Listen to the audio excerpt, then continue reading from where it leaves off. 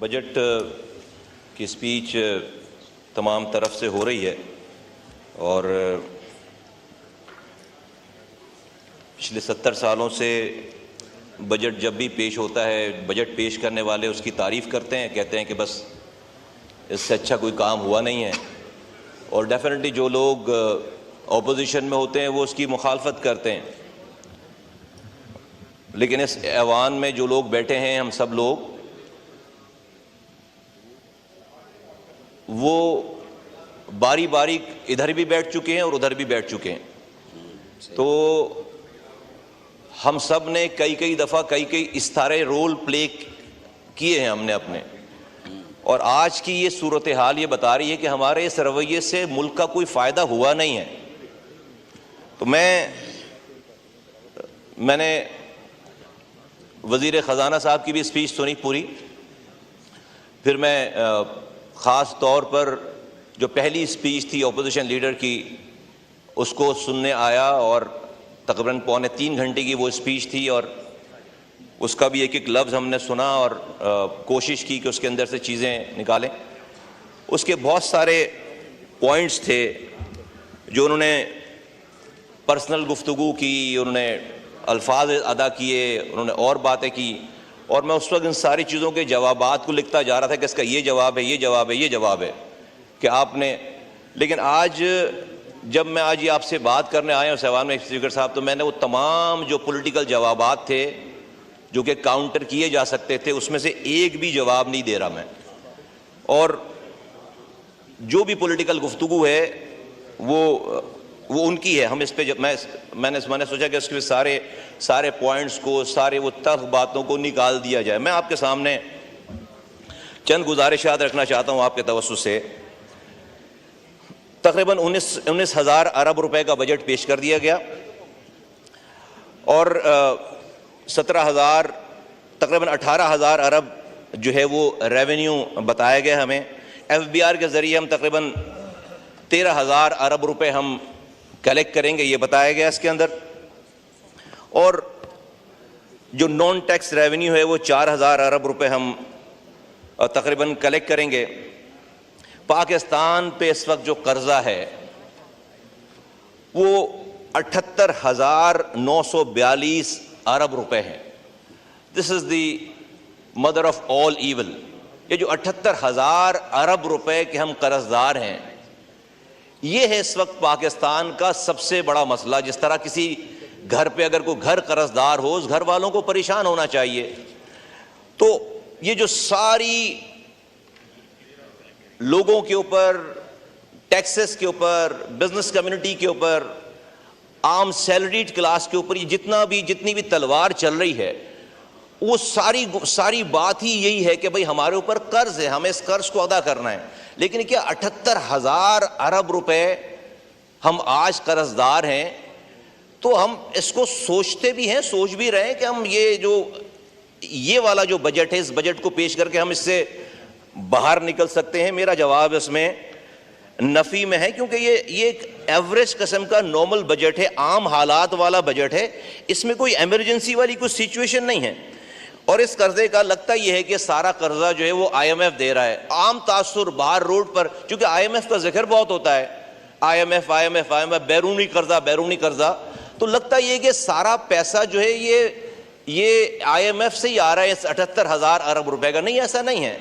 इस 78,000 अरब रुपए में से तकरीबन 82% जो अमाउंट है वो लोकल बोरिंग है, हमारा लोकल कर्जा है। और तकरीबन 18% के करीब जो पैसा इसके अंदर है वो IMF का और बाहर का पैसा है।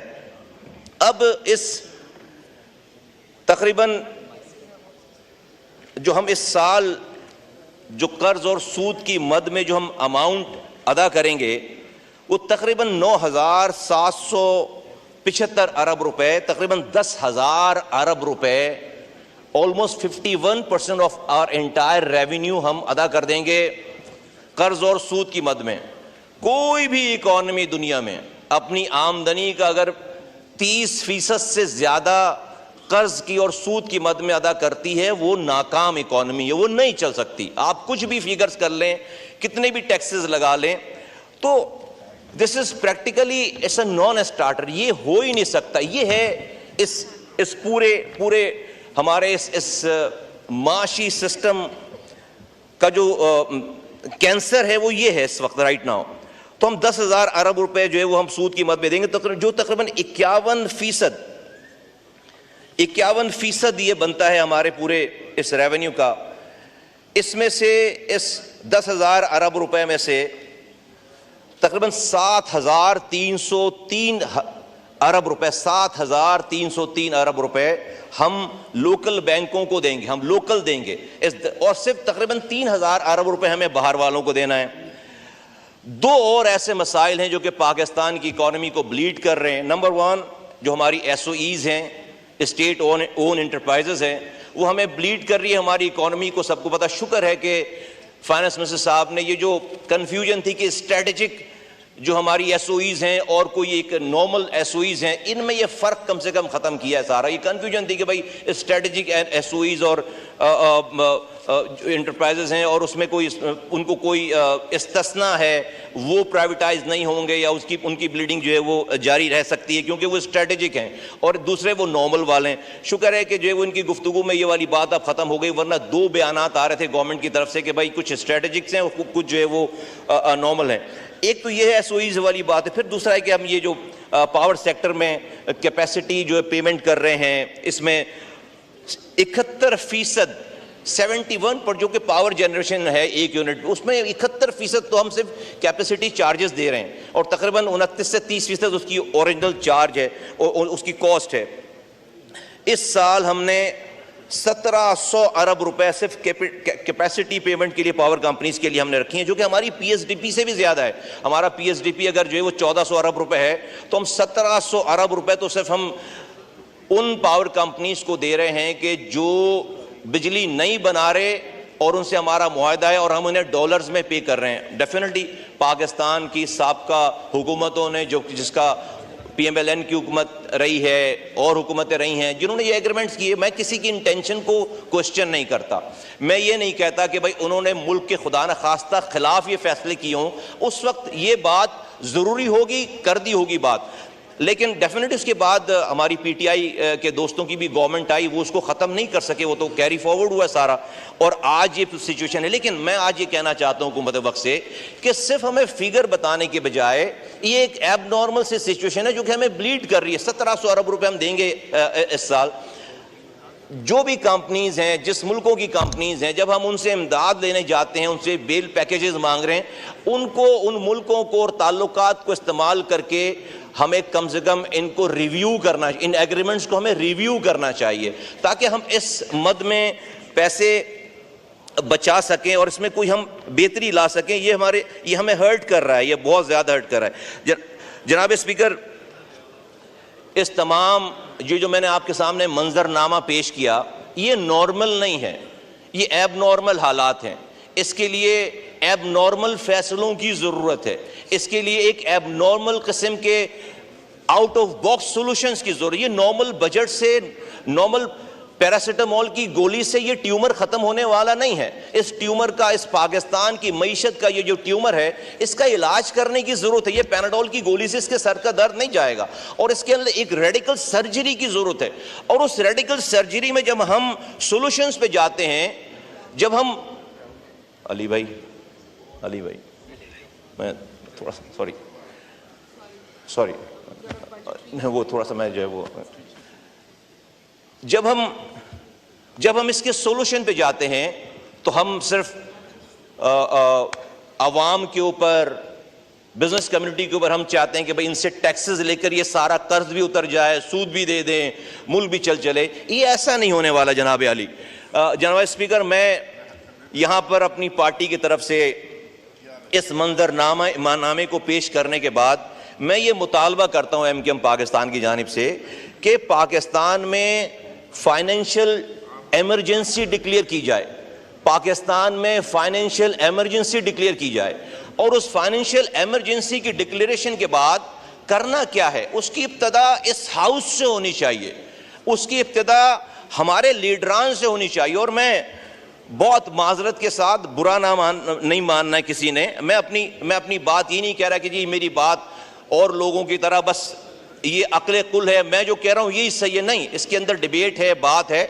लेकिन हम अपनी पार्टी की जानिब से ये बताना चाहते हैं कि भाई इस मुल्क में आपको माशी एमरजेंसी को डिक्लेयर करना चाहिए, और उस माशी एमरजेंसी को डिक्लेयर करने के बाद ये जो 78,000 अरब रुपए हम लोगों से मांगने जा रहे हैं, आवाम से, उससे पहले ज़रा पाकिस्तान के लीडरान जनाब नवाज शरीफ साहब, जनाब इमरान खान साहब, जनाब आसिफ अली जरदारी साहब और इस ऐवान में बैठे हुए तमाम MPAs, तमाम MNAs, तमाम सेनेटर्स, फजलुर रहमान साहब और सारे लोग, तमाम जी, सॉरी, अल्ताफ हुसैन साहब, जी बिल्कुल, वो भी आपको बहुत याद आ रहे हैं। Address the chair. तो एक मिनट जी, तो तमाम लीडरान से मेरी ये गुजारिश है कि वो पहल करें, फर्ज करें कि क्या ही बेहतर हो कि ये 78,000 अरब रुपए उतारने से पहले हम सारे मिलकर 1,000 अरब रुपए हम पहले लोगों को दिखाएं कि हमने 1,000 अरब रुपए अपनी जेबों से जमा कराया पाकिस्तान का कर्ज उतारने के लिए। मसलन नवाज शरीफ साहब के पास रायवंड का महल है, इमरान खान साहब के पास बनी गाला है, जरदारी साहब के पास सारे शहरों में बिलावल हाउसेज हैं, तो दे देना सारे एक एक घर जो है वो पाकिस्तान को अतिया कर दें। इमरान खान साहब बनी गाला दे दें, जरदारी साहब एक बिलावल हाउस दे दें, और जो है वो रायवंड वाला घर दे दें, एक अतिया कर दें पाकिस्तान को। और ये हाउस ये जो हम लोग यहाँ बैठे हुए हैं, हम ये ऐलान करें कि 25% हम अपनी मिल्कियत जो कि हमारी जायदादें हैं वो हम पाकिस्तान के लिए अतिया करते हैं। तमाम MPAs, तमाम सेनेटर्स, तमाम वुज़रा, तमाम सब लोग 25% हम ये अतिया करते हैं। और ये कोई नई बात नहीं होगी जनाब स्पीकर साहब। भुट्टो साहब ने, अच्छा आता हूं, अच्छा भाई याद दिला, तमाम रिटायर्ड और तमाम बात करने दे, जब बारी आएगी तब जवाब दे दें, बात करने दे, सबको मौका मिलेगा जी, बात की खड़ेंगे आपकी बारी पे। तमाम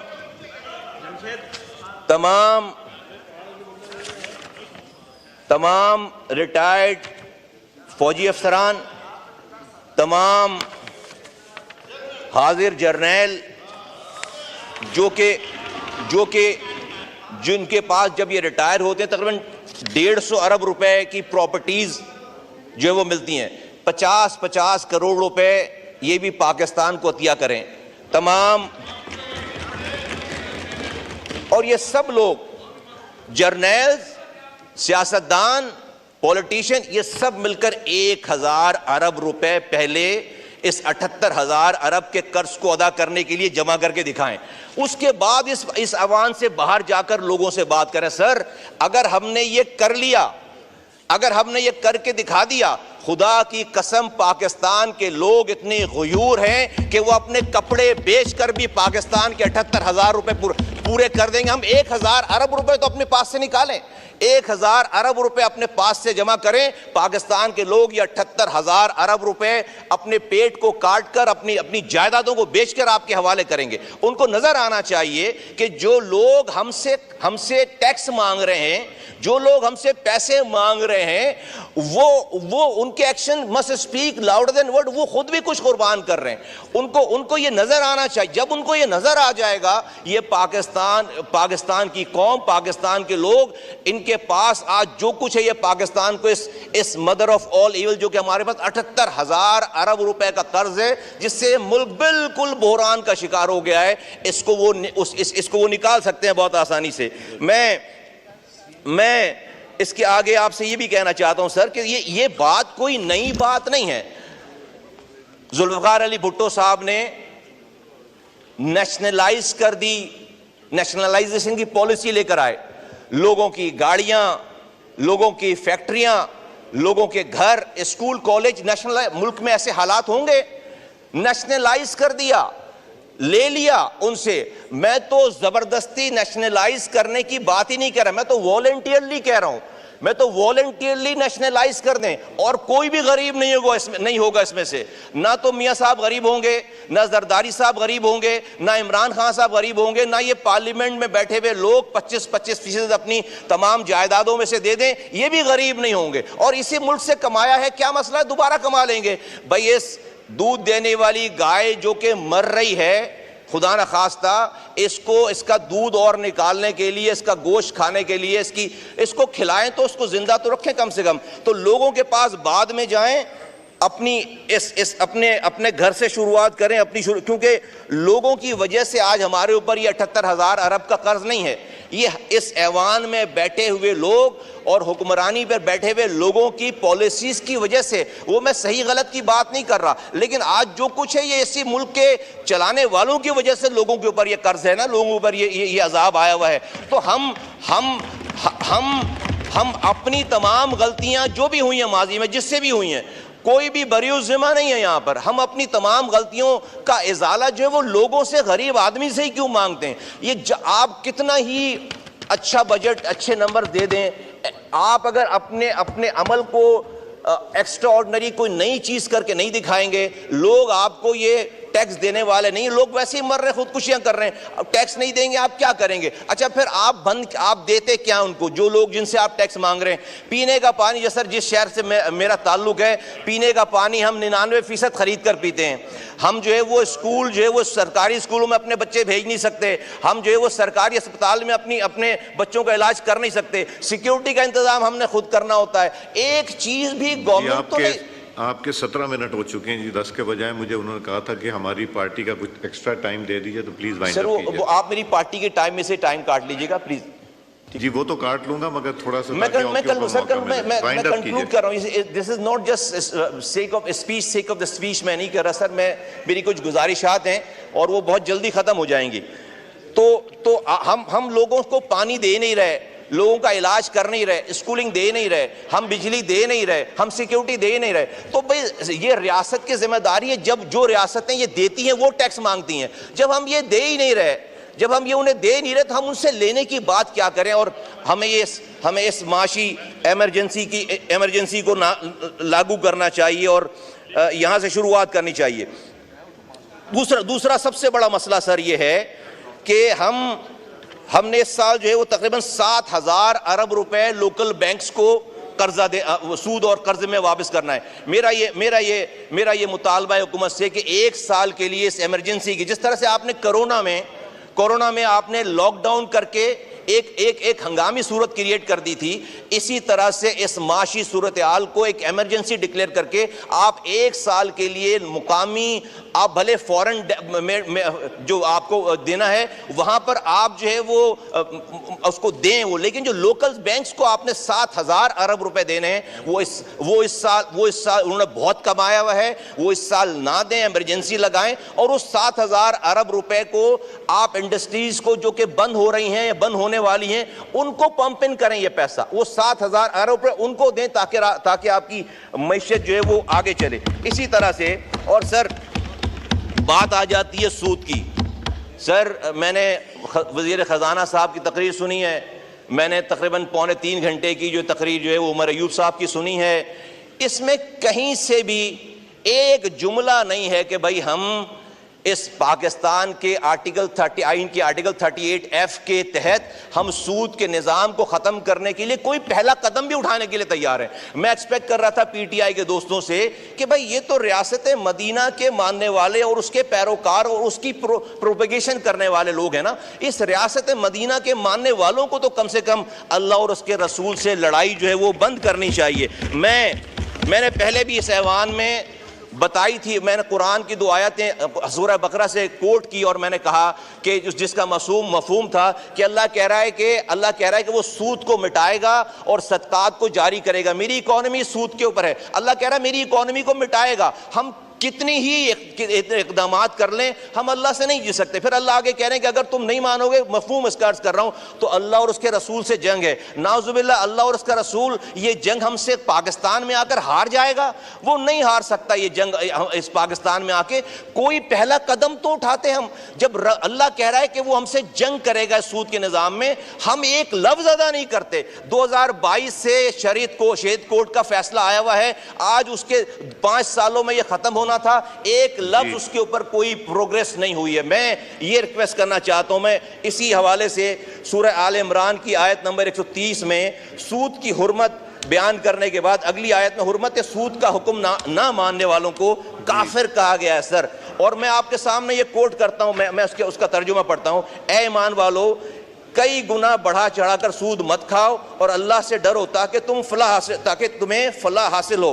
और अगली आयत है, और इस आग से डरो जो काफिरों के लिए तैयार की गई है। सर मतलब एक जुमला नहीं है कि भाई हाँ हम कोशिश करेंगे, एक दिन की बात। अच्छा फिर सूद, भाई आप IMF को चलो अभी आप मना नहीं कर सकते, ये जो लोकल बैंक्स को आप 7,000 अरब रुपए दे रहे हैं, इनको तो आप रोक सकते हैं, इनसे तो आप बात कर सकते हैं। ये सूद का निज़ाम हमारे यहाँ जब तक चलेगा, हम जितनी भी अच्छी स्पीचेस कर लें, हम अल्लाह को राजी करें, अपने साथ खड़ा करें, सर उनसे अल्लाह से हम IMF को नाराज नहीं कर पा रहे।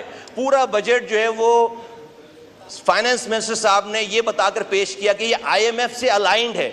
हम IMF से अलाइंड हैं क्योंकि वो हमारे पैसे बंद कर देगा। हम अल्लाह से अलाइंड होने की बात नहीं कर, अल्लाह को बाद में मना लेंगे, पहले IMF को मनाते हैं। IMF को हमने मना रखा है, अल्लाह को मनाने की हम जो है वो बात हमें करते हुए थोड़ी सी जो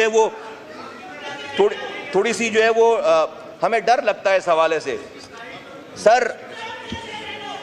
ओ भाई आप तो खामोश हो जाओ, आपकी फेवर में बोल रही है यार। आप तो एक मिनट, आप लोग ना बोलें, आप लोग ना बोलें प्लीज। जो भी एड्रेस द चेयर, हमने वाइंड अप कीजिए।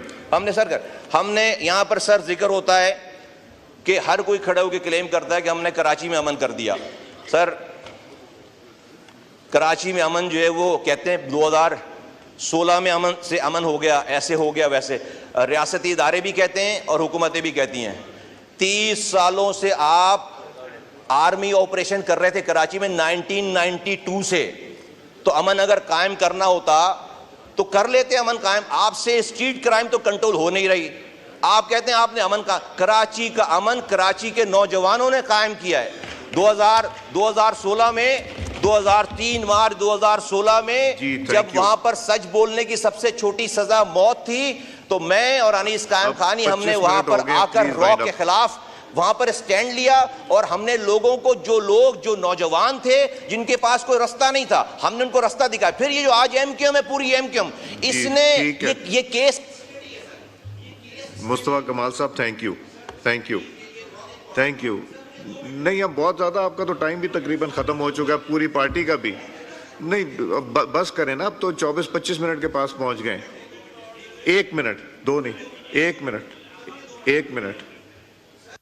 कराची का अमन, ये आज जो MQM खड़ी है, MQM आपके सामने है, ये केस स्टडी है पाकिस्तान के लिए कि हमने अपने लीडर को छोड़ा है पाकिस्तान जिंदाबाद के लिए, और कराची के नौजवानों को जो कि गलत रास्ते पे थे, आज वो नौजवान कोई हथियार उठाने के लिए तैयार नहीं है, कोई गलत काम करने के लिए तैयार नहीं है। उन्होंने कुर्बानियां दी हैं, उन्होंने कुर्बानी जब जाकर आज ये अमन आया है। और सर हमारे पास 950 लोग लापता थे आज रियासती इदारों का, और हमने एक भी माँ और उसकी फैमिली के साथ हमने प्रेस कॉन्फ्रेंस नहीं की। 750 लापता लोग बाजियाब हुए अल्हम्दुलिल्लाह, 750 लोग इस 6 सालों में। लेकिन आज भी 107 लापता लोगों की लिस्ट मेरे सामने है, कराची के नौजवानों की 107 लापता लोगों की लिस्ट हमारे सामने है। हम रियासत को गाली नहीं बकते, हम रियासत को बुरा भला नहीं कहते, हम एजेंसियों के खिलाफ बात। और हमने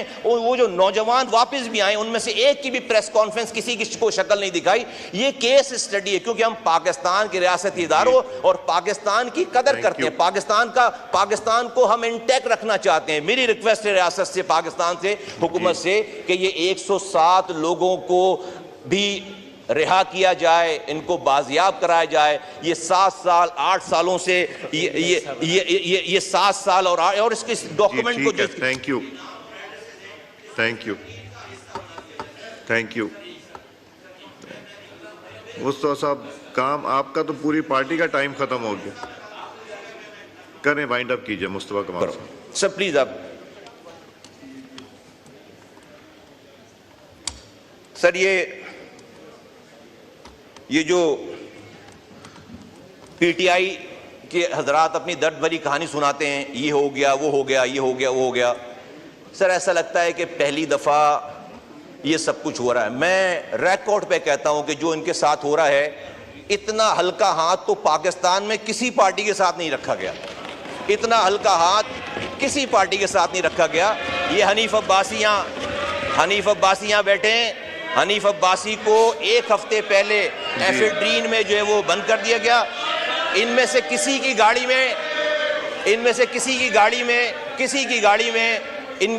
गाड़ी में हेरोइन नहीं रखी गई। राना सनाउल्लाह की गाड़ी में हेरोइन रखी गई है। राना सनाउल्लाह की गाड़ी में हेरोइन रखी गई है। सर ये इनको थोड़ा सा इनको, और अब ये कह रहे हैं तो मैं बताता हूँ। अब इनका जो वो कह रहे हैं तो बता रहा हूँ सर, ये हमने हमारे 92 के ऑपरेशन में हमारे लोगों को हमारी खवातीन ने जनाजे उठाए। इनका एक एक भी आदमी लापता नहीं है। हमारे 900 लोग लापता है। आज भी मैं लिस्ट दे रहा हूं। आज भी 8 सालों से लापता लोगों की लिस्ट दे रहा हूं। हमारे सारे के सारे एमएनएज एमपीएस को उन्होंने 93 में 96 में 97 में जेलों में रखा है हमारे। और आज हमारे पास शोधा कब्रिस्तान है, 25,000 लोग शहीद हुए हैं। इन्होंने उसको नहीं देखा। मैं नहीं चाहता कि अल्लाह ना करे कि इन पर वो वक्त आए। अल्लाह ना करे कि इन पर वो वक्त आए जो हमने वो वक्त देखा है। लेकिन इनको सर जब ये कमेंट पास करते हैं, इनको ख्याल करना चाहिए कि लोगों की मेमोरीज जो है वो इतनी विविड नहीं है। जी ठीक है, सॉरी क्या कह रहे हैं? थैंक यू मुस्तफा साहब, मुस्तफा कमाल साहब, थैंक यू मुस्तफा साहब, थैंक यू। नहीं बस थैंक यू। एक आधा मिनट।